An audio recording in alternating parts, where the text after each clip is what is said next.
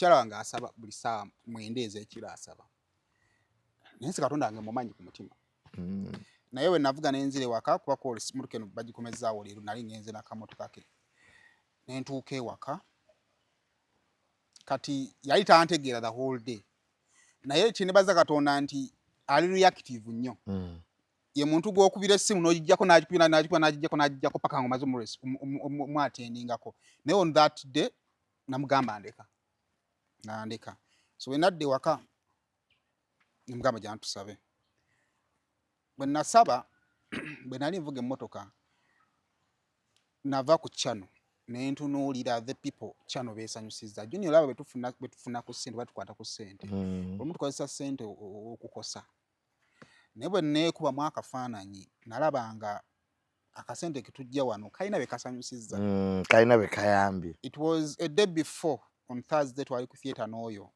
waliwo w'amawulire yaŋŋamba sayima we bale kukola kino in response to Lawrence mutabani wange oli editor ebintu tebyetaaga kwogera naye payment yaffe gye twasooka okumuwa wano yasasula rent we kati ebyo byakkakkanya omutima gwange ne ŋŋamba nti nze ne bwe nnaasaba waliwo essaala ezisinga kuzana so mune omukolo bwegotwe bwe gwatambudde Eddie Kenzo yabadde ali smart very smart neno walaba wakuye screenshot ye nga tebadde nnungi eriwa engato ya Eddie Kenzo tenyumidde engato naffe twagyewuunyiza omukulu oba yasikiransike oba kalombolombo waye engato ye y'omukolo yakera mu saloon enviri zonna n'azimaamuulako omukulu abalaki atandise okwekwasa emiggo omukulu abalaki n'akera nga ku parliament kwetega Kenzo afuna atya ne n'abayimbi be nnalabye mbu kubanga Kenzo yafunye MP ono omwana wa Babitusi naye yafunye MP yes misali oba wakoze otya ne n'abayimbi nammwe be nnalabye mbu mukeera ku biswanka bamulabe ku pala naye ng'ala abavubuka bawedde mutali abakadde tusigazizza bakadde bokka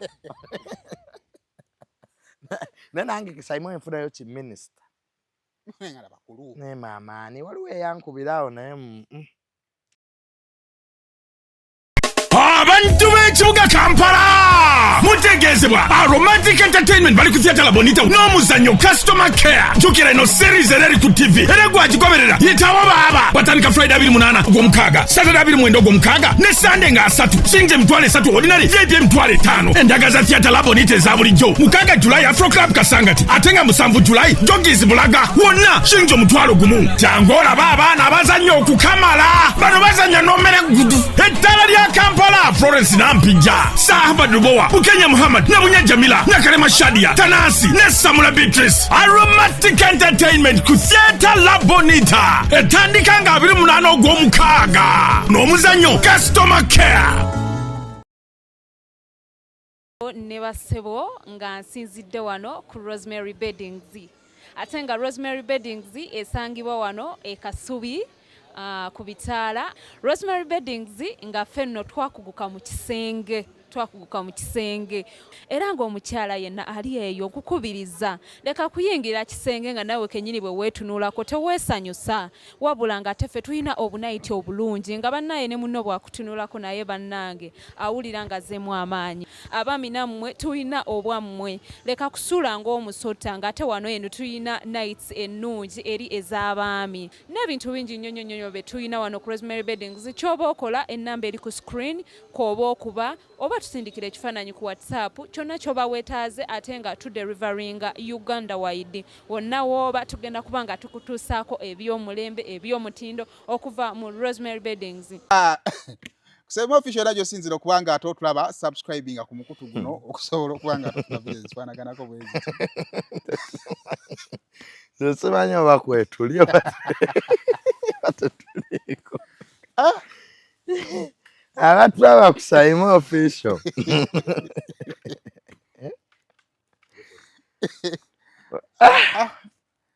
Weekend ebadde nzibu nnyo bannange. Wakati mu kwegumya era yo yabyafaayo. Omanyi ekitegeeza okubanga kati abantu osobola okubeera wewaka kati ate abakazi nabo balina omuze akola bw'olina ebizibu byakubuweereza omwana daddi waakuyita kati ate omwana najja tomuboggolere Kituufu. Nalabye film na ovo mbadde nalaba season 1. Season 2 nagitandikako paadi ziringa nnya. Nalabye ovo season 2 nendaba 3 nendaba 4. Nga kyenkola kavaako nezaako akalala kavaako nezaako akalala ngenda kufuka nenkomawo nendya. Nengamba kyengendo sooka okukola kati gwe bampereza ka video kakola omukaaga. Chano yaffe yali etulumye. Kati mba ndi ewaka. Ngendo waka ntambi ne Junior Tambi yagamba YouTube waginonya mbimuli awo wonna. Naye Saimo atwagenda gamba Saimo liko obaddogo. Saimo YouTube wagijjewa mangu abantu nga tebazifunye. Najjukidde ekintu kimu nti bino byaffe bye tukola tunabanga afunye ekizibu ne tutandika okuseka kati ate kyekya bannange abantu basesaawo. Saimo YouTube yaginonyeza mbimuli mbo bakuweereza ka message aka win 20 million mbo n'otuvaamu mpola mbo wali agala tugaggawalako. Naye Saimo nkutidde. Nze Saimo okuva na leero nkutidde. Woba wazezza YouTube yo. Kwatu wasooka abantu ne baluuza bino byakusaaga. Nga bagenda ne bagiraba nga gyeri. Oyiyo bwayogera. Kasi bwe wayogera tebajja wange. Bagenda ku YouTube. Kulabo bagyeri. Era video yali yakwa video ya aromatic yali yeganya otambula. Naye ya pikinga lw'abantu bakadama kujja kukebera. Nekola. Kakali bagamba tebalina buzibu. Kati bashalom jjo. Ne bakuba we bayogeredde buli muntu yakiriza nti kichano kituufu bagitutte. Atatera bakusaawa 5 awo nga tutandise okujijja gye baali bagitutte ne basoka bagisikayo. Anga jjukira kati chano kiringanga oli wabbe emmotoka yange eyo. Poliisi negikwata. Negijja ku mubbi nga tegiwadde nnyiniyo. Kyeva bagisiseeyo jjo. Abagifunye be bagisiseeyo. Kati yagenze ebadde ndi mikono gya haka. Munange haka njagala omwebaze kisoka ya verifyingidde chano. Kwegamba era eddogo nga Saimo ebaga nti Saimo olabika olina eddogo. Chano yo haka yakuverifyinze. Yagiverifyinze era ndi kyokka kye yakoze. Ndi kwa YouTube abalina tik. Nange kanzikuterese. Akosanga nanga naziba. Ka verification embuze. Buli weteka request tebampa. Nalabe kasuku talina verification nabyenze gospel live teyina. Njagala okwebaza gospel live ayina. Njagala okwebaza Farouk ne team ya Embozi mukati. Bankubidde simu jjo. Bambi. Then of course kasukwayo twogeddawo. Already mutwayo tumaze okwogera. Naffe be baje banga tuli wano. Naffe twebaze. Vicky exclusive. Bambi. Connected me somewhere. But it is very important buli muntu ali ku mulimu guno. Kati nalabye naline interview wano ne kasuku nga twogerako online. Kati nganze focus yange banga lyo nebadde on the business part of YouTube online. Naye ate sifa on the security part of online. Obo ntegeera. Tikunsi kya busiru nnyo okugamba nti nno ekyobugagga kyange oba business yange mmotoka naye ate teri insured. Kakati zitumaze banga lyo nayo tugamba abantu mujje ku mutimbaga mutima guliko ssente. Naye the insurance part of it tukola ki? Tokirowooza nga nako. Nali wano omusajja najja nansayini n'ateeka mu recovery email ne baweereza email nga coding nga sigifuddeeko n'agenda nansayininga out. Yes, naye mu byonna. By the way, security wise ku internet abantu tebabimanyi. Kati bakoma kugulawo mikutu. Tetubadde ne gayo oli wagundi tubadde nabo. Ebbanga lye tumaze nagamba genda wano nze kati kuva 2014 ndi ku YouTube naye serious YouTube nyimazeeko kuva 2019 ndowooza. Gye myaka ndowooza gigenda mu 5 naye nagamba genda wano kebera awo tewali kiriwo genda awo tewali kiriwo naye nga luli mbadde sina bugenda kukebera bintu ebyo. Naye no twagala okubebaza. Bane twagala okwebaza abalabi ba Saimo Fish. Concert njo natadde my little birthday yange. Saimo Fish nefunye abantu bangi nnyo. Kyobolaba ekitu ekibanga kina impact. Wekivaawo oba wekibula oba wekifuna obuzibu abantu babeera concerned. Yes, waliwo kati ffe abatabeera nko serious. Era twali awo neŋŋamba nti nze suspect gwe nali nina weemakindi. Buno si weebudde bwe twagala kati okuddamu ebyo bayiza kati kambereko serious Saimo. Twebaza bonna abakuyambyeko okuza ki. In fact, this is the very first time omuntu bangi channel bazifunye naye not to that magnitude yowabaddeko. You know, it happened abruptly. Waliwo ekintu ekituukawo nga because twali wano nga tushootinga in the middle of that interview nuga nti banne channel bagikoze eki nituuza tuba byakusaaga oba kinaye ate we bale kuba mugumu kwa nze singa nalinze singa ndi kalo olai sina wenkabiddeko naye bwe nadde waka ne wali nkyogedde kuba pano njitaddeyo ne wali nkyogedde bwe nadde waka nze mukyala wange asaba buli saa mwendeze ekiro asaba nensi Katonda wange mumanyi ku mutima naye we navuga nenzire waka kuba ko simulukeno bagikomezaawo leero nali ngenze n'akamotoka ke nentuuka ewaka kati yali tantegeera the whole day naye kyenebaza Katonda nti ali reactive nnyo ye muntu gw'okubira essimu n'ogijjako n'agijjako paka ngo maze mwatendingako naye on that day namugamba ndeka so we nadde waka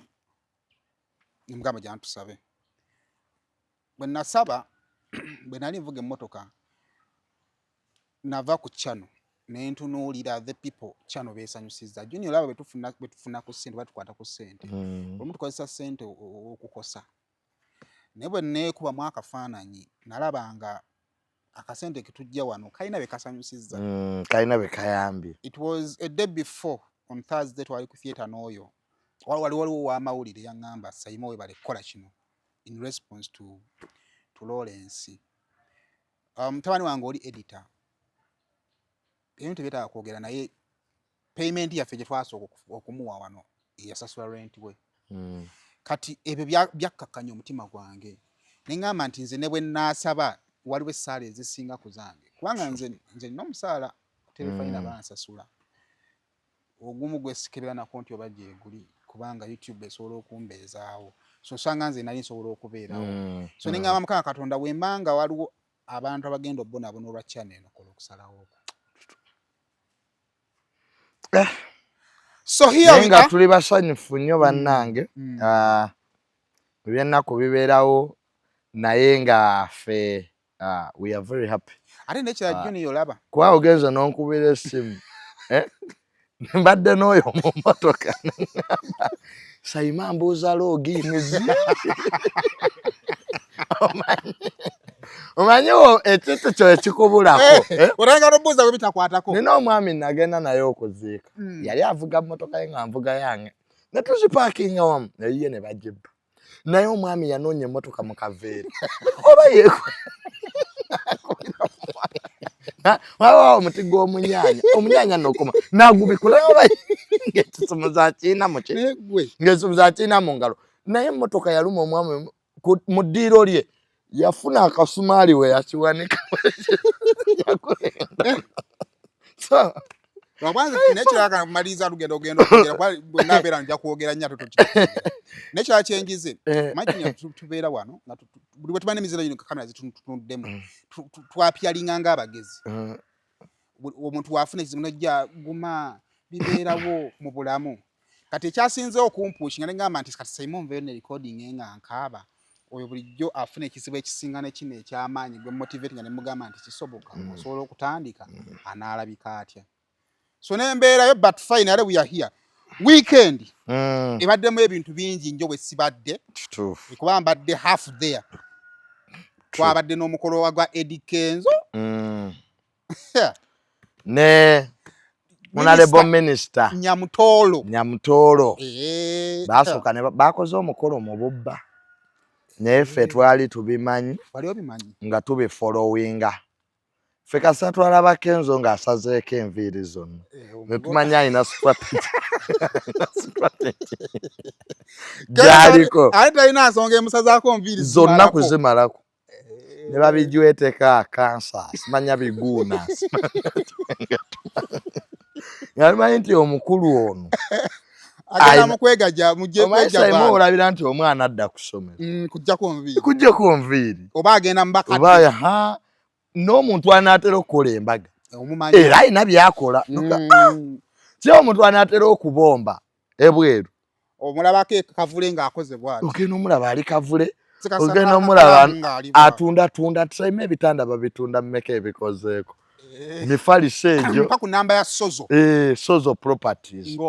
Ng'omanya yanaatera okubomba. So naye sikata nange mundabeko okuvviza bujjo mumpaayiriza. Nyuma tinakirowooza. Ekyokubomba. Sikulu waliwo ebizibu ebijja ne bikumalako wuzi. Naye nga bakati buno obukadde 10 bwedda ku akawunti. Nze munnange na paakingako emmotoka yange mu paaking. Nenyiga ekimuzo nga sigiraba.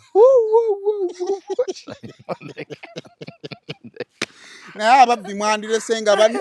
Nze kyobanga bannange omubbi ono atubba n'omubbi wa internet bonna beebamu. Bonna. Beta banene baba wakola ka channel kaliko ba viewers 5 era kaluma nayo lwayinako emitwalo 2 ku YouTube. Nze bye byanga nokola YouTube tintandike empya singa bagana okuwera nako kuseka. Nze kyekanga nokola YouTube kwa sinagalo gabantu nga kati bagenda bagando ganinde kandi ngenda labika ntya ku masengera awo era wenvudde ku mpewo nodda nkolewo ki bangambo ne ku Saturday tewakola no Saturday saakola dani sobola okukola naye nali njagala time lwansonga nti olwayo nadde nzize kukola deero era tukoze wano tulina office tukola ebintu bingi nnyo ku online okwo tulina channel ze tukola kize tu managinga so tukoze twale tuzize kukola so naye nali njagala nfuna obudde nzikirize nti kijja kusoboka wada kijja kusoboka nzije ku Monday nga ndi set naye nali nsobola okukola naye nali neetagala time nsoke kubirowooza decision making kubanga ate mu principles zange saagala my side hustle kwa affecting omulimu gw'abakama bange kuleeta ebizibu by'omulimu omulala n'oguyingiza mu era andabyeko ku makya ku TV tasobola kukkiriza nti nno channel mbadde sigirina so kati saagala mukama wange abeere eri agambe nti asobola okunsaasira naye bw'alabanga ate kino kitandisa okwa affectinga kiba kimukola kimukosa owaye tuba tukyali ku Nyamutooro so muno omukolo gwabaddewo ku Lwomukaaga awo kyenayagadde gwabadde wannabbi gwabadde Kampala Buziga gwabadde Kampala nze yansindika ennebbi naye wakimugaba olugambo olw'ekitundu nedda ennebbi waliyo oguliyo gwa 3 August ogutali gwa Thanksgiving card gye nafuna mu motoka mweri ogugo naye bakwita tebampita nze ate babadde bampise ku guno naye nkipise nnyo Nyamutooro ne Kenzo temwampise bampitako nemmami ennebbi oyitayo omwana waani n'omuleko gano muyita amafuta go tunaagajja wakubanga n'omukolo gwo gwabaddeko VVIPs my office bikonge Minister of Lands, Minister of Internal Affairs, Prime Minister's office, my office ga government gabadde represented kati aba baba bazze kulwani kulwa mukyala kulwa mwami anti baba bazze kakati engeri Honorable Nyamutooro gyali nti minister Rusegera era obwa minister bwe tabweyambula kati yayisaba minister banne Bank of Uganda muri mabega bannange kati Kenzo n'ayita baani bannebe abo twaba n'abayita ku gwennebe Kenzo yete wali gwe twayise ageza ayita liri pazo sima gundi biswanka ono omwana ono naye abadde ayagala kujja kididi please Honorable Nyamutooro ekyo kyonna kikwebaza mikwano gyabbawo bakididi yes tubalabe ku gwennebbi ate abagwa mu mmere tulina ensonga lwaki twakoze twakoze guno kakati fe okuyita liri puzzle simayankudi wali tebyabaddewo twadde very serious function naye abanayoga muzaala wannyo segera so omukolo gwabadde gwaba si VIP very very important persons oyina office walolabyeko ku proper job kyeŋŋamba proper job ng'olina back account bakusasula buli mwezi si bano ba Lawrence YouTube we bagitwala omulimu gukoze eki gukomyawo bagambe no bamulayeko ku TV and Lawrence mwayina byakwedala nga musobola okunyiga kaawo babivubuka bye biwaayiriza ate shalumu n'entambi omutave ku bantu kibi tosobola kudda ku munnaali munnaku n'oyimba kintu kibi nnyo golooza ye famire yebeebi gyoli bo tebalina zaabwe kakati yakana ekisinga okuluma oli mu kisemo oli omukyala yakazannya ate ng'aseka kakati naye nze bannaye wenfuna ebizibu saa kunsekerera nja baloga shalumu nono nange nagadde onnyiga nene ngamba sayime emirundi gy'osekeredde ogwo omuzwe gw'okudda wali ne mutandika okuyimba ennyimba so mune omukolo bwegotwe bwe gwatambudde Eddie Kenzo yabadde ali very smart nino walaba bakuye screenshot ye nga tebadde nnungi eriwa engato ye Eddie Kenzo tenyumidde engato naffe twagyewuunyiza omukulu oba yasikiransike oba kalombolombo waye engato ye y'omukolo ngato yo baba naffe tegedde twabakubyewo wali omanyika twabadde mu comparison eyamuza ne Rema awe njagala okugamba twatuuka ddi awo why don't you let people be temusobola kwogera ku mukolo gwa Rema gwa Kenzo na Nyamutooro nga temuleese hamuza sayimo tuleke fe Uganda tutambulira mu comparison tubeera ebyaffe byatulema nanti abo bonna abali awo abageragera ejabwe jabalema ali mu myaka 35 yalemera ku yakazaala mu basajja basatu tayina kakati ffe kati ate nno kiruma 35 yakazaala mu basajja basatu kyokka bonna basheeri waliwo n'abajja ebidaala ne bigwa nga bakobaze nabo weebali kakati ffe ttiimu byatulema akabi kaliwa kwa ebyaffe byatulemerera kakati Rema tatunyigira oba hamuza tine bannange lwaki mututeeka mbito tulina obbateeka mukwa ebyaffe byaffe ye ekibuuzo Rema bwe twali tuteeka Kenzo mu bibyo lwaki tewavaayo tugambako buli omu yalina obudde bwe kubanga ne Rema naye ssebo nno naye yali atweyagaliddeko awo ani Kenzo jukira yali akamera okubeera Ivory Coast n'akola ka Ugandan government weeyayo Kenzo nga banne bamujoga bami musajja wattu ne tumukwatibwa ennaku gavumenti weeyayo Bobi Wine amulese ku kisaawo jukira wa mabulotiki nze Kenzo akaabye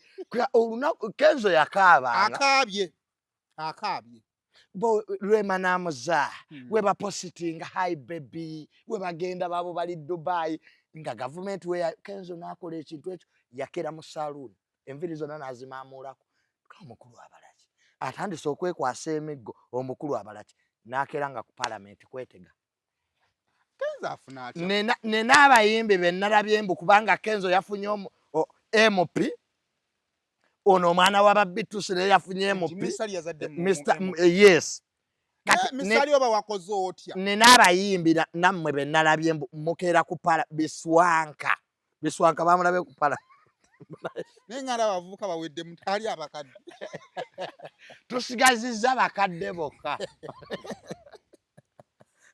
nange kisaimu enfunayo ki minister nengala bakulu ne maamaani waliwo eyankubirawo naye yali anibadde ng'omutoto tubangamba nti bawe w'amaanyi ono weegundi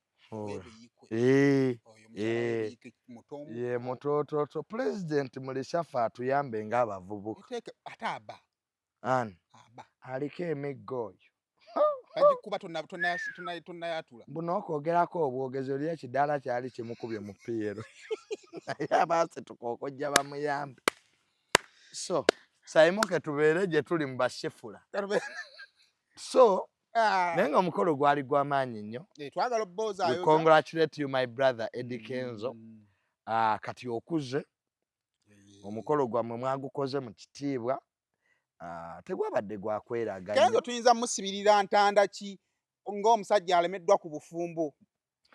Alina okutegeera nti yawasa minisita. Ekyo nno kikulu. Kwani anaafuga amaka ago. Of course Kenzo yalina okufuga president wa federation. Kenzo president. President wa federation.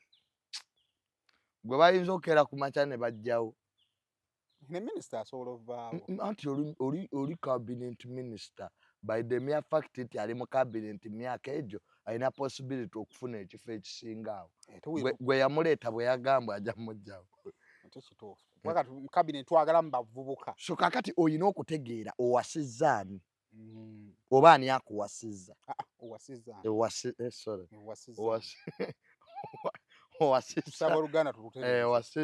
Owasizza ani. Kakati Kenzo takyayinza kulwanira mu mabaala. Ekira owuli kikuutya. Ezo empale za balance takyayinza kati otulaga otya boxer ya square. Ebyo biveemu kati. Okusiba ebiviiri ebyo ebyamalaasi kati Kenzo era ati kyekugamba nti ze kasita namulaba nga asazeeko enviiri. Kenzo atandise okwambala amasuuti. Eky'oluzungu ngeri gy'awasiza minisita. Oluzungu abadde talumanyi naye nga yeewadde ebifo by'obukulembeze. Ekyo nakyo kikulu obutatya. Butatya. Omanyi Kenzo yalina inferiority complex. Kana kambaata. Buli kimu ekimutuuka katubulira wa gye yava ebyo kati yabiteeka wabbali. Tusaba era tabiddamu bitutuza. Kenzo toddamu kukaabakaaba. Osobola kuswaza minisitule yayo kati yazze gavumenti yonna yazze. Kati gwamanyi ky'ogikozesa. Kati gwamanyi ky'ogikozesa. Because kati Kenzo is the most powerful man mu ministry ye minerals. Ya minerals. Ye copper, ye gold, ye iron, ye kati Kenzo alina okuggulawo office ayingidde kye bayita business elites. Office yaki. Nga bawa minister. Atosese. Office of the husband. Ate abaagala okulaba minister. Awatafuse PA. Ate wakabadde era agenda kukolayo ki? Kuyiiya nnyimba. Kiyambi wa minister. Kiyambi katu kivuolamu. Kiyambi kivuolamu. Aid. Ayina omuyambako ku mirimu gya ministry. Tuyinza mu ekifo kye nga si tekivvoola. Aid, deputy. Byonna olaba kale husband cabinet minister. Ministers commissioner. Ministers commissioner. Kenzo afuneyo ka office awo. Kuba kati waliwo abayinza okuba investor ng'abo. Nga yabasookamu. Segeera. Nawo oluzungu ddo simanyi. Alina beta. Yogedde naye. Afuneyo buno obutabo bwa. Alina n'ekira Kenzo. Abayimbi tubasembereza nnyo mu makaago. Abaliwa? Abayimbi. Bajja kukuutirira ky'olina bangi bakyagala. Ajja baloga. Kenzo tayinza kufiirwa honorable. Bo ne we basigalawo abayimbi. Abayimbi abamu naawe bafu nnyo. Kwa kati abayimbi abandimutiisizza bonna bafumbo. Honorable katayinza kuva ku Kenzo n'adda kwani awo naawe gw'olabawo awo. Nze naye nnyumya ne aerial disc abayimbi bamubbako n'omukazi Shiina yani. Abo banaye beetaaga okubba. Waliwo abakazi nga batunula kuba. Ayinza okufuna shefula. Yafeewo zombi. Yuli waddoni kulisi yavudde waddoni oba kati aliwa. Waddoni kulisi yagenda kunona simu. Yagendayo kunona simu. Ng'agimuwa yamuzaala. Bwe yali tagiina ddoni kulisi yali azimugulira. Abantu nabo beekweka mu bintu by'obuyambi. Ate ekyo kishefula we kitaakanula ebiiso nekitu. So twali tulowooza abagenze muwa simu. Waliwo ayamba atalina kigendererwa. So Kenzo elevate nze kati because obufumbo kikulu mu kukula kw'omuntu. Era ebikyusa omuntu biba bisatu. Mulimo. Bw'ofuna omulimu omulungi okyusa emikwano. Emboozi zitandika okuba nti zifaanagana nabo badde owangaala nabo. Leero bw'ofuna omulimu mu Bank of Uganda era bali be bajja okuba bakwano bo. Kakati emboozi zijja kuba zaaki? Z'abantu ba mu banka enya ku ssente. Bw'ozaala abaana. ensi otandika ogiraba mu ngeri y'obuzadde. olunaku olabanga agenda okufa kubanga olaba buli olw'obwana bw'ogamba kati singa nfa naabulekera ani. Ebintu ebimu otandika obyewala, abaana bange abaana bakuza n'atandikuze. Otegeera ofuna ensonga lwaki olina ova mu buliri bwo ogende okole ki okole. Naye bw'oba tolina baana kati nga ffe nze sirina nazaala sirina sazaala sirina mwana okuteekawo ogugambo ogunene sirina gye nswalira. Naye kakati gwe ogenda n'obalabalamu omuntu ng'akwenyiza omugaga nazaala wange ekizibu kwaye agambo gawa matuka osanga lumu bakulangirira ddoya oyegola ku TV mukoddo. Kakati n'obufumbo, look at Bobi Wine. Nosegera nti obuyaga yabukola, yes, time neetuuka agimala mu baana be. Otegera birthday nti kikulu, bw'otegera ebyetaago nti kikulu. By the way, ebintu bino tubyogerako naye abatabina baana babitwala nga bya muzannyo. Naye obuvunaanyizibwa obw'okumanya visitation yaddi n'engatta eyakutuse. Sayimu obeera wano nga waliwo akubanja naye nakkuza. N'otandika okwekweka kakuli osaagala akole ki? So I believe that it's now the right time. Eddie Kenzo has evolved through the media, through the entertainment ranks.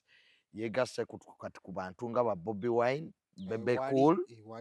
Musajja mufumbo. Manye kati Kenzo tokyakola amawulire kubeera na biwala byeru. Weebale nnyo. Waliwo emyaka kati gy'obeeramu nga buli omu akolala n'ebiwala ebyeru akuwaana. Ate Kenzo namwagadde nnyo ne mu nkola ya ssente. Money wise is making some good money. Because kati oba ne minister nga mukyalawo muba muyingidde circles kubanga kati waba agenda olaba prime minister nawe bakuyita for lunch. So kakati giri emikwano gya concert ziriwa ezitagireeta ssente. Bapromota kwevumana bapromota kati weevumena bagavana. Gwe laba mwami Magogo. Kitegeera kati Kenzo ayingidde layini z'abali yabeeranga asima yalya ssente z'abaleefu kati twasembe America ye musanctioni. Okitegeera yabeeranga muleefu simanya yagabye amakoona bano bagizi bavira bamuvuma yala facilitation w'abazannyi uli obusango bw'ekisimu. Ezo conversation nalabako mwami Magogo ng'atuuka wali ku kisaawe kya mukulu wange Hamu nga ng'olaba he represents power and authority asalawo. Kati mu ministry eyo Kenzo bajja munoonya. Eyo ministry ya minerals obugagga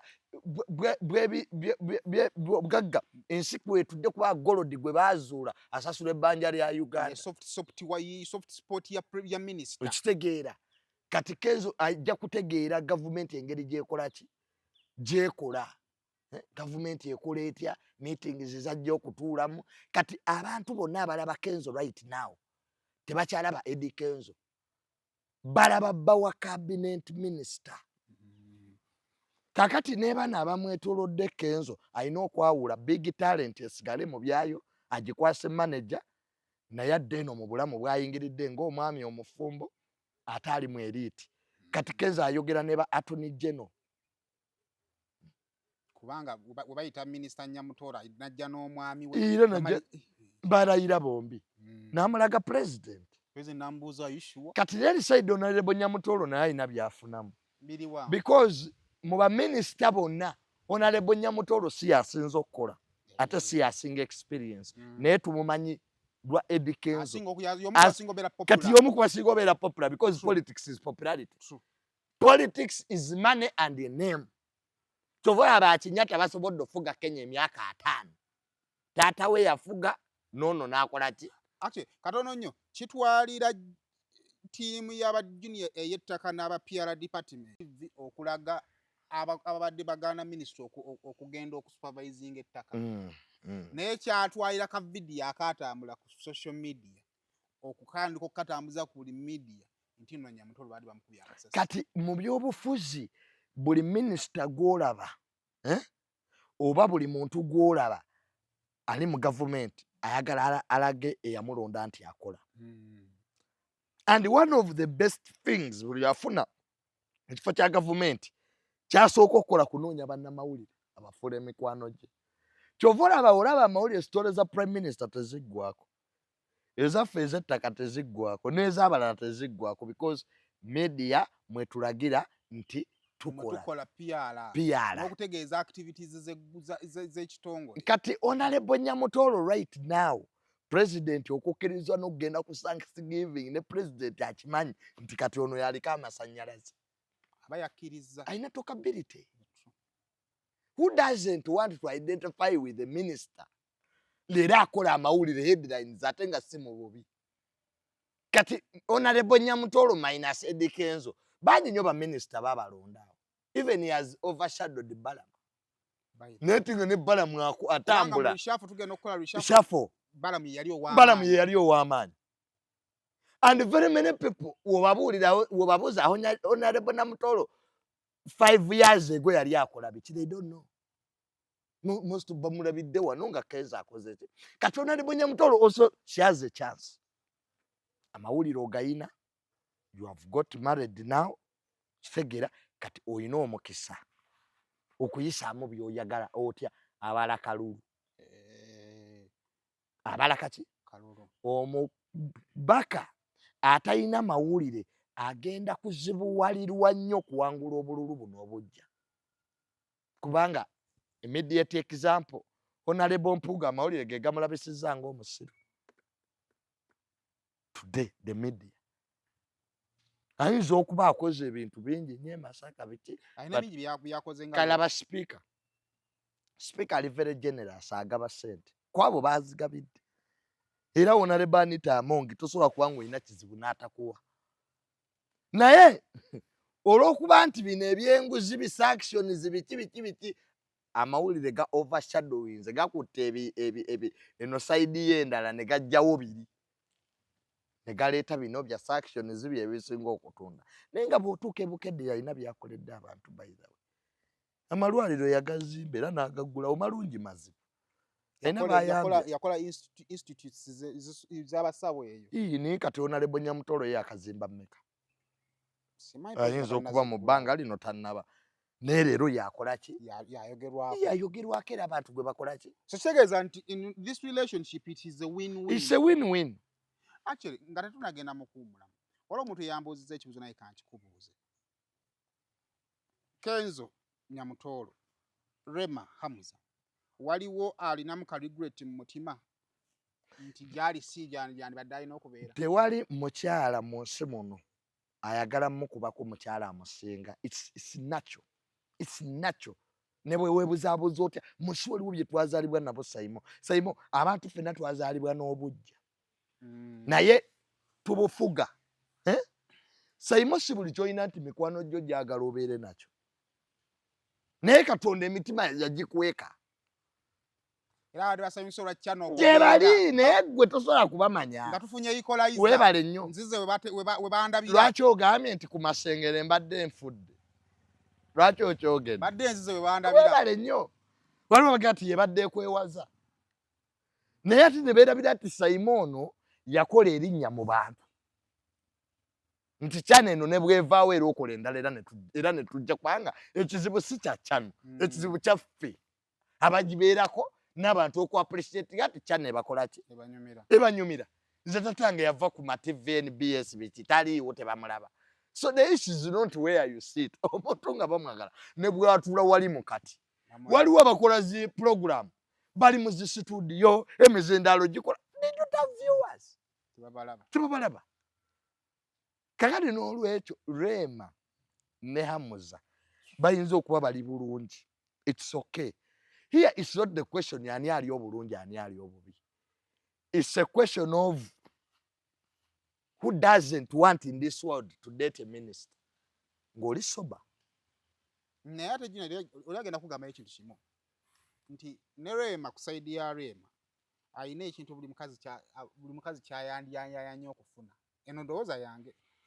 Junior ojja ssanganga abasajja marriage material tebalabikako. Osanga essajja lirina ssente zaakyo lyami lirungi linga lyakola ebbuto liri bwe liti. Oba otegeera. N'osanga omusajja ng'amuza alabika bulungi alina ekirevu naye ng'obuyaayo buli kuoyo ate nga si mwami muki nebbanga tumaze ne Hamuza tumulabidde ne bibali mwogerwako ne tulaba kati. I want to believe he's a good husband. Of course, he's a good husband. Naye mu equation eno Kenzo ya asinzeeko ku Rema. Mweno because circumstances zaaliwo nga Rema ne Kenzo baseparatinga. Kenzo ne batuuka no movement bubuka obusemyeko zote. The way they separated. Yaleka ebibuuzo bingi. Osigera. And when we separating a relationship, oli na moving forward faster than ono, no chawa, no funo muntu omulala, mangu nnyo.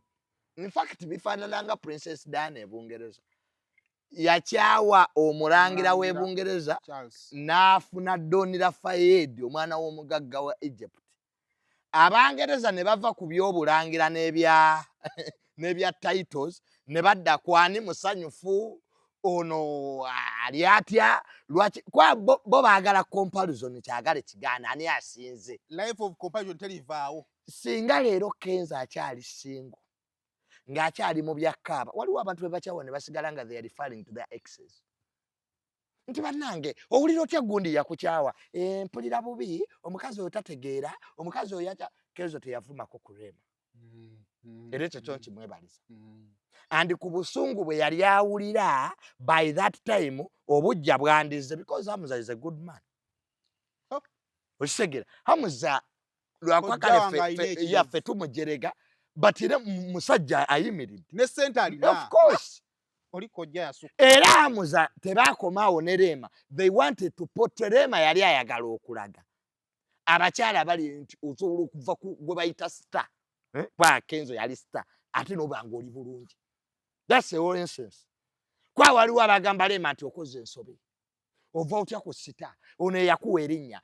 Kaliya ye badde etandikira ku Kenzo. Etambulira ku Kenzo. Because there was time nga Kenzo ne Rema bakyeyagalanga bayimbira wamu endulu ne zikola ki?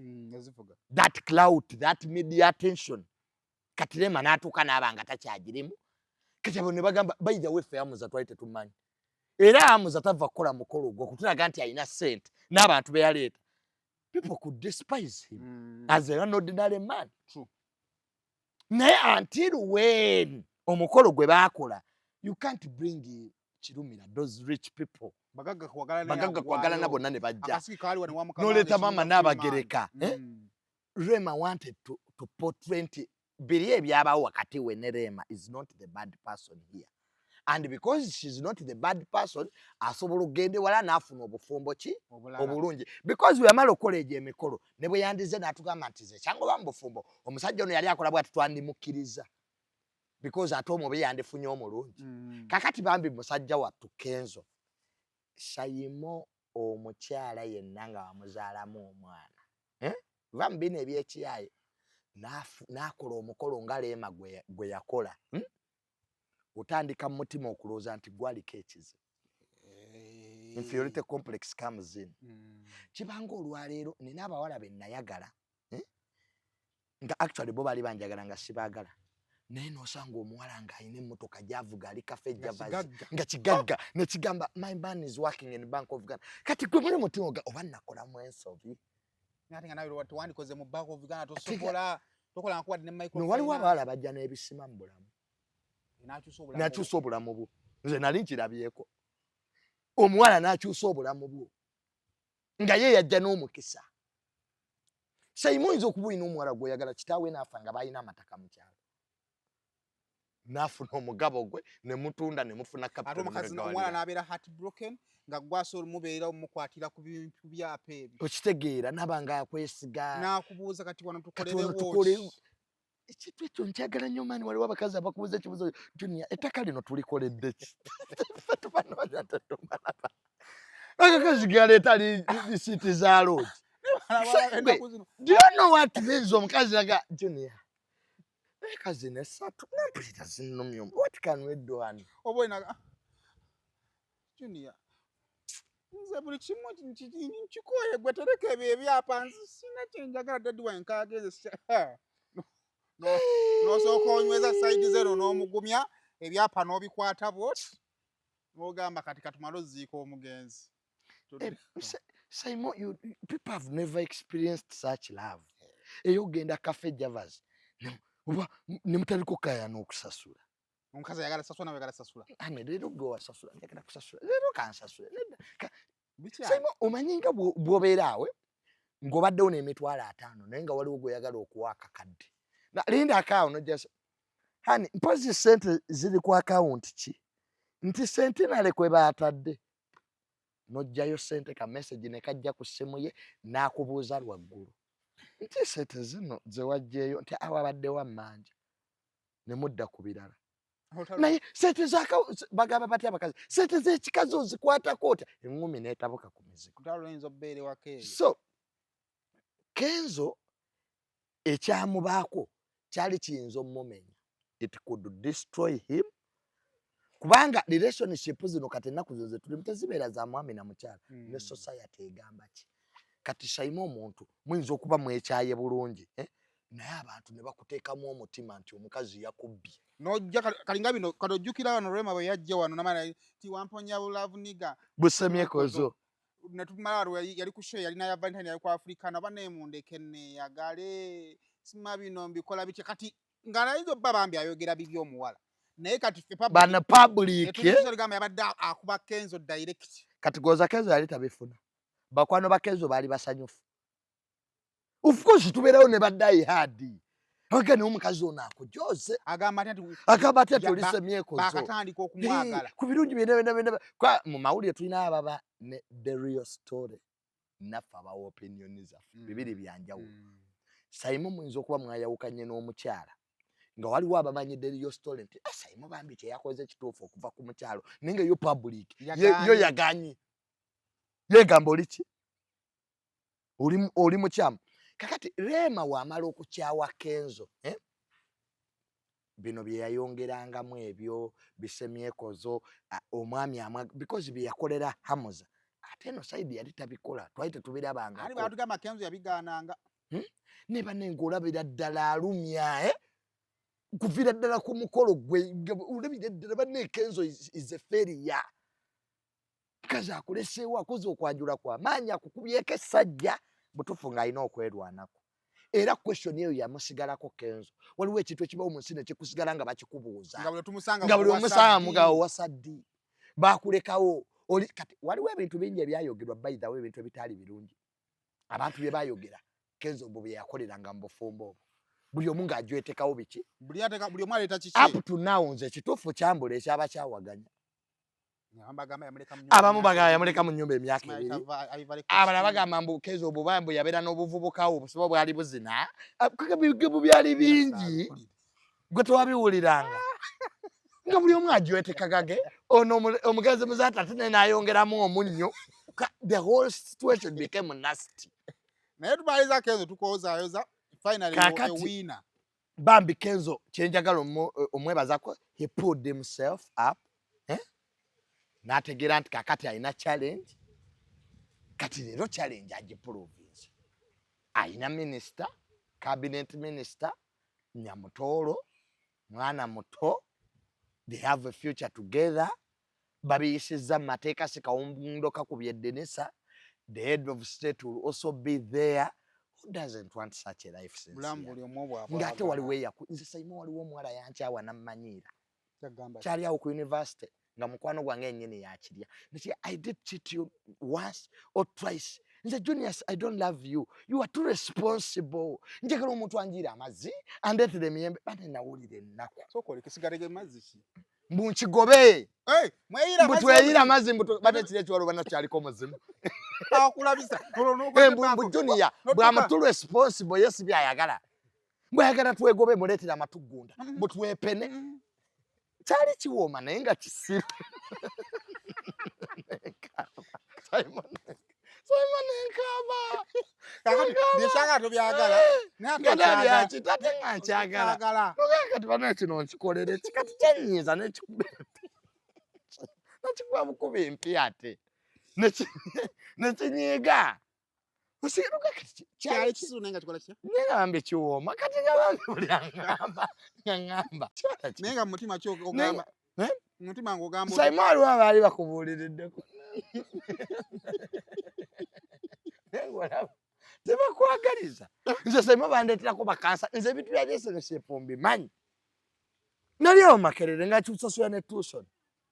Nchachi juge bakitanga na kalini. Nachagala kuva seta. Bali chwole kiri kyali kinyiza. Nenga Saimali kyaganga kiwoma. Nenga yi. Nkosenti. Kati when chikufa MP. Aina chichaira ddala. Nachingamba I cheated on you not once, not twice. Nanga. Question you are too responsible. Zide omuntu wanamvujira amazi angobe twepene. Nawe nabiwa bawala banne bacho bakwano bange. Nacho. Ekiwala kino lwaki tokyesonyi wakijja kunoonya. Naye kino kinoonya ki. Munnaye Simon Nakogga, Simon Nakaba, hati buleke yannuma nakigamba omuvubuka oyo akututte. You'll see me on that screen ejagulidde. Era nakituukiriza. Kati andaba ku TV. Mbandi yawo recently nga kiddamu ssebo kyempe. Abana bakazi tebaswala. Katugambe mbu wanyiigira. Kogwe. Mwakoko. Kogwe. Nensoka nkibulutiikinga. Nenatula wansi neŋŋamba ekiwala kino bwenziramu kiraba. Ku mpoma gye kyali kiwoma ngenda kuddayo nakibulokinga. Tukolewo ku ssente katono. Nakibulokinga. SMP Tours and Travels nateekuleetedde olugendo olulala ogenda okukomekkereza omwaka 2024 Canada Niagara Falls New Year Fest nga 3 December 2024 paka 3 January 2025 ku $3,500 zokka. Genda kubamu ebintu nga zipline into the falls, Miss Behind the Falls, helicopter tour, boat cruise tour, end of year fireworks, Niagara Parks tour. Okwewandiisa kutandika nga lumu June. Okumanya ebisingawo kuba 0759 mwenda 3 musanvu mukaga musanvu oba 0785 597 307 oba jangu July na Complex Room Street Kampala Uganda. To emailing ku smtoursandtravelsug@gmail.com oba ku website yaffe www.smptoursandtravels.com. Jangu tugende tulambule fena mu Canada Niagara Falls New Year Fest nga SMP Tours and Travels yetegese ati let's explore. Almutawa Enterprises Limited bano bakugu nnyo musonga za real estate zonna. Oyagala kutunda oba kugula ttaka wekwate Almutawa Enterprises Limited. Tulina ploti ez'enjawulo enteketeko bulungi ate nga ne bbeeyi yaazo esobokera ddala. Ensonga zonna ez'ettaka wamu n'okulikulaakulanya tuzikolako. Tugula sako n'okutunda amayumba era tusolooza n'abapangisa oba okulabirira ennyumba zo. Abakozi baffe bonna bakuguka era bakozesa mazima meereere. Tusangibwa ku Hoima Road, Nassana Municipality, Wakiso District. Essimu 0753 3 4 oba 0705 4 993. Tufuna ku WhatsApp plus 973 362 388 59. Wetomanyi nti Kenzo ayinza okuba yali ayagala bambi Rema. Obanga Rema yali ayagala ki? Kenzo. Ne circumstances tezabasobozesa. Embeera egaana. Saimo waliwo abantu nga tebalina nnyo kye batukoze naye nga omusiko olaba takola ki? Tekijja. Muli mu bulamu bwanjawulo ate naddala ebyo ebintu by'abasita. Omukyala yenna ng'alinamu kulinnya ne ssente. Nedda ayinza okuba omwangu. Saimo waliwo obuntu bwe tuboosa amaaso ewaka. Umanyita abasajja ate tetuwagala nnyo mukazi kwefuula nti buli kimwe waka yakimala. Nojja kikunyiiza. Tolikomawo konti yakayawedde. Tolikomawo. Amazzi tebagakubuuza. Nojja nosanga yakyusizza entebe. Mukama naye eddalo. N'okubeerako ewaka nga teri kikuyombya. Nakikinyiiza bayitawo abakazi tebakimanyi. Gwe nomala omwezi nga toyombyeko wo. Mu nnyumba gye weepangisiza. Nnyumba eno yange. Kimu omukazi ono nsanga lwaki siyomba? Lwaki siyomba mu? Goloze byawukanya abantu bibeera bingi. Abamu baba baludde okuyomba. Nti omusajja mutuukirivu nnyo sijja musobola ono. Omusajja atankuba kumpi. Omusajja atambuuza wajjenva. Gomanyi okubeera ng'omukazi tambuuza wajjava. Kimunyiiza. Tukale omubuuza gy'ava n'agamba lwaki onnondoola. bwakwagala alina okubeerako n'ebbuba. Nze nina munneera omuwala era gwe nali omanyi Simon mpise mu bintu mu mukwano mpise mu bintu gwe byawula abantu nga bw'otamukubira olina omubuuza wa gy'ava kyokka tewamala ng'akubuuza obuuza lwaki waliwo okuyomba kwa laavu. Bali ebintu bya mukwano bitabula. Omanyi waliyo abawala nga ye ekibatu tekiba kya mirembe. Olina mukwata kituufu mbu waliwo n'abeesiba emiguwa ng'olina mukwata nga mpologoma yoyo ne mubba ebintu awo ne mubyasa paka bw'oyingira awo embeera nekkaka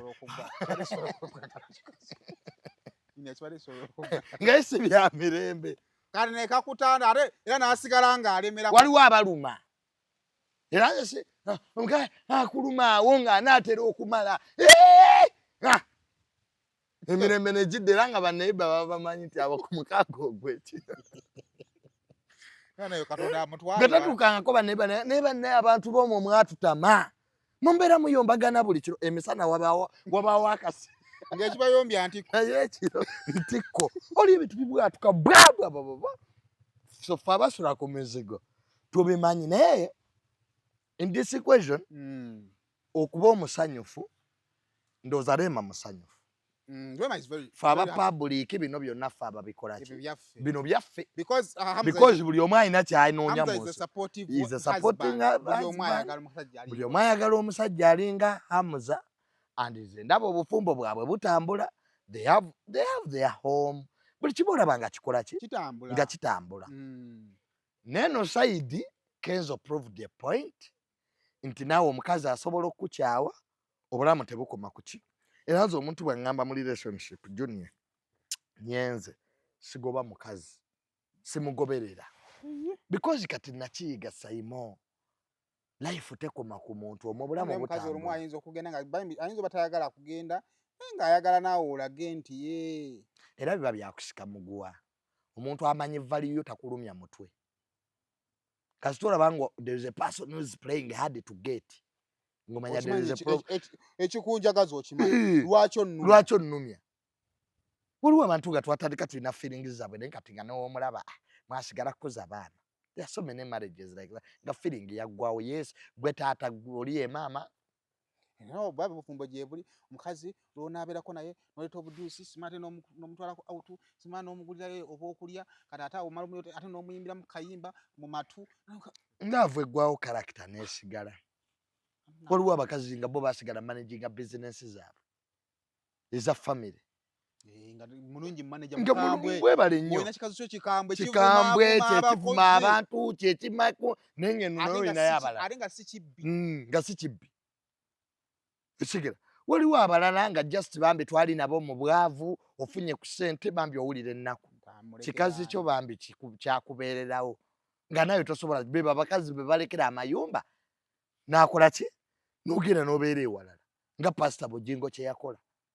Obeerayo n'omukazi oyo yabeerawo mu buki mu bwavu ng'ofunye ate ku ssente kale n'olabayo ebirala ebikusanyusa n'ofuna azigyamu naye nga wali teweerabiddewo nti bambi omukyalo ono yakola ki. So ebintu bya relationship munnange era nze abantu Rema by the time we yatuuka ogamba nti it's enough agenza afunye it was enough. There is a lot that happened segera and sagala kusalira muntu n'omu omusango kwa asaagiri mu relationship yamu but as it looks on paper Kenzo has now scored atulaza abaami abali eyo nti naawe osobola onnoba kisoboka leka omuntu nze Simon bankubiranga mu bufumbo baneiba ne bampita n'etambale lwa kitono omusajja omukazi yakubanga ng'abantu yantemera emiti nga bw'atema emboko wali n'agiteeka nanga Junior beat you up era n'amala n'ankuba naye nga baneiba banga Junior lwaki tonoba omukazi anaakutta kati okuma lwaki wali otudde lwaki abalina abaana batula lw'abaana yalinayo omwana gwe yali yazaala musajja omulala nga gwe ngumirako era amatugake nguma lwa mwana omwana yali amanyi nze kitaawe omwana yali yamuzaala mu mukongo kati ng'omukongo alabirira nze nooki abaana babiri abamu abasajja tuguma lwa kutulabirira ng'omukazi alinga ayina nina ka video ke naba bakalabo bakaali bangamba yali DJ yafukamira omukazi ng'ali mu mmogoba mu nnyumba yamugamba genda anviira malaaya ensajja eno naye nga talina gyadda naye oyendo lwaki oba oyenda ng'oli mu maka g'omukazi nga tolina wodda lwaki oba okola lwaki oba oyenda gwe basuza sayima ate sitaani tatuma yeetuukira abo be basuza munekakoyo sitaani ajooga obeera onugana ennyumba eno ennene bweti gwolowooza oba okyajjukira nti omukazi ennyumba agisasula akuwadde emmotoka mpya owunya bulungi agulira engoye n'akasente akuwaamu sayima olowooza oba ojjajjukira nti bakusuza oba okyabijjukira otuuka ebintu birabanga ebyammwe sayima muna abantu baliyo mu gavumenti tebamanyi nti gavumenti bajja mmogoba tebazimbanga atanga okwebanga ate ebifo ebimu omuntu akibeeramu emyaka 10 mu gavumenti awo nga yakola obwakabaka mu gavumenti naye nga talina lunaku lwasubira nti there is a time basobola omugoba kale bali bamanyi nti bali imajinga ebitongole bya gavumenti nti waliwo ebitongole bibajja okumajinga bidde mu minisitule nga bantu bakola dde obwakabaka ozimba ddi ffe tokyaliwo gavumenti eno ekyaliwo yeefuula dda gavumenti alinga ye president abaali ebitongole ne babigatta so wakati munene ebyo olaba ebyo ebintu ebyo abavubuka bye bakola buli wofuna needs ezikyuka mu bulamu kati needi yoyo omuvubuka yali yakufuna waabeera na ssente ye yali needi sayima omuntu ayinza okujja ano n'omuwa emitwalo 2 olujjako ajja na bizibu 5 ng'ebiri yaleese ebizibu bya mitwalo 3 kakati olaba abavubuka aba bali mu bufumba aba badeetinga aba abakazi aba abakulu needs zikyuka sayima omuntu w'omuwa okuvuga mu mmotoka eyo n'omugamba genda ondeetere bino wafuna wajjukira nti ayina muganda we gwasobola otwala ku ssomero mu budde obwo namugamba ku ssaawa 4 nina gwe nagenda nja kutwalako naye wamutumye kukola ki n'omubuuza bakutomereddeyo obadde okola ki needs ezakyuse so people not static nti ofuna ekyo ekikazi but remember naawe ng'omuntu obaayo b'okola ki ekirala abakazi ba 35 n'okukka wansi bo waki tebabakona ku ssente abakazi ba 35 n'okola ki n'okukka wansi nedda ate mune waliwo obuwala obuziina naye baba buba buzibu tolaba nti omukazi wa 35 anaataana afuga naye toyoyo akaziina nga obujjali yawaludda n'okkuba bukuba nze yankuba yali wa 35 yali muto abakazi abo bafunye ebikazi ebya Nigeria ebyo biyigema babeera mu bufumbo ne bamalako kazi yafuna mu Nigeria yigema kazi ava mu Abuja kapale ye bamugoba ali eyo atwasamira gwe kapale tutumanyira bwe baava e Uganda ebya Uganda bive omukazi yamugoba kino ekikazi kyali kifere bitunda golodi wano kyali kisawali namasuba omanyi mwe bavuka mwe balowooza nti buli muzungu alina ssente ojja gwa ku muzungu akuggyemu ensigo ana bina kuzo kapala okadire babanga bakubaka ensigo bamukasuka okakasa omuzungu gwe muzungu kyeyemolera mu kamera bwati mbu nafunye investor gwalabeko keizinga alaga omuzungu gwafunye ayina mu Nigeria wa muterese egema ono bangambye kakalaamu emmotoka yagibba akimeka miliyoni yali yasuga mami ne kamiliyoni n'ateebuuza nti kakalaamu eyakagenda omwezi gumu emmotoka yagijjeewo ne kakalaamu asobola suga mami nganda bangu omutono obusajja obutono obwanese mu ddondoli wansa abazungu bagala nnyo obusajja obwo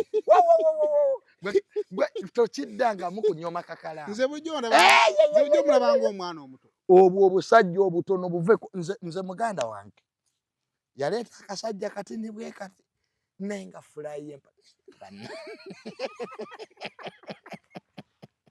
ngamba ne mugamba nnyina ze omusajja ono amusobola lwaki akasajja tokagoba leka nze buuza kasuku namalako ebbanga nga seeba kakiro nga nkungubagira mwannyina nga ujira jwala mu flyer ngogamba mutaka kira Maria toddamu kunyoma busajja nse mbadde mu ngoma oyo kakalaamu ajja basooka ofuna empapula bonna era nze bujjona bakatigana wenda bakayaba nenda ababbiini nga ngamba nga bwe mulaba Omusajja buzibu nnyo mwana wattu. Yafunye n'emmotoka naye n'akima kamiliyoni. Kiri ekikazi ekibangaladesh. Kalama ina Bangladesh. Mbadde nyeze gula nnyaanya. Naye nga kamiliyoni teyeebuuza. Ate kamiliyoni ajja fiira mu bintu ebyo. Kamiliyoni ye muntu avaana ebweru. Nga talina agenda mu mukima. Kali kakalamu yali akima waaki. Ekyo kamiliyoni atuuka ku airport nga talina mukima n'akuya kakalamu. Bajja bakwata ate tudde mu firi kakalamu. Kakalamu n'agamba ne go buy some tomatoes. Ekikazi ekisuga ovaawo anti balina twaka. Ovaawo kiki obadde okola ku airport. Kumba ava kima mu mpembe. Basebole bajja.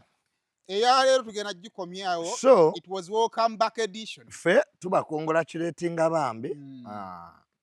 We don't tetwagala kuleeta mbiranye buli omu Rema. The future will exonerate us. Ale tubadde tusaba temwawukana. Abaliwo. Kenzo temwawukana kati naffe tulekere ku bakazi abaliwo wano tweyagale. Tebaawukana. Temwawukana. Kati it's just test of time. Up to now waliwo abakkiriza nti Kenzo ne Honorable Nyamutooro nti bya kifere. Naye kaakati ketulaba obudde kye bunaagamba. Actually baludde na bonna. Ffe twagenda obbirabira. Kati ffe tuli mu bagenyi olunaku lwe twamanya. Anti kye nagaye nti bingi nnyo bw'obuuza abantu Honorable Nyamutooro wali omumanyi. Nze nange namumanyidde wano. Omusajja we yakwanira omukazi n'amufunisa obuto n'amuzaalamu omwana n'amukkirizisa agende ewaabwe. They have been there for quite a long time. Oba ne mu marriage eri bali buli omu akiitinga. Kenzo yali akiitinga ku ministry. Nga n'oli akiitinga ko bali bamaka nga buli omu kisoboka okomawo okusi nga n'oli akomawo akoze. Naffe genda bakirimadde enjaba wano mu kaseera n'ogundi bagitwalidde over. Anti president ayenda ne first lady ayenda. Naye buli omu aba ava mu bwenzi ate kimu aluma munne era buli omu abuuza munne n'obujja bungi. Naye nga n'oli avamu. Kale banaye basebo ne banyabo eyaleero katukome wano bannaaye mubeere bulungi mwera.